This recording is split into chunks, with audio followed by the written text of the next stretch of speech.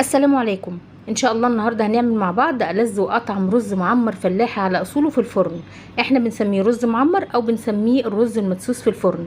النهارده ان شاء الله في الفيديو ده هنشوف مع بعض سر تماسك قطعه الرز المعمر، وازاي نعمل طبقه حلوه كده من الوش على الرز المعمر زي ما انت شايفاها قدامك كده. شايفه الطبقه عامله ازاي؟ بجد تحفه.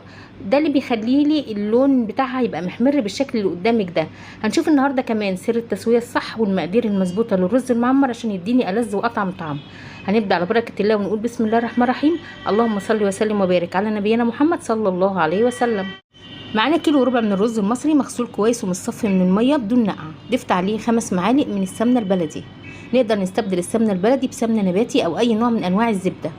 هنضيف كمان معلقتين كبار من الزيت النباتي.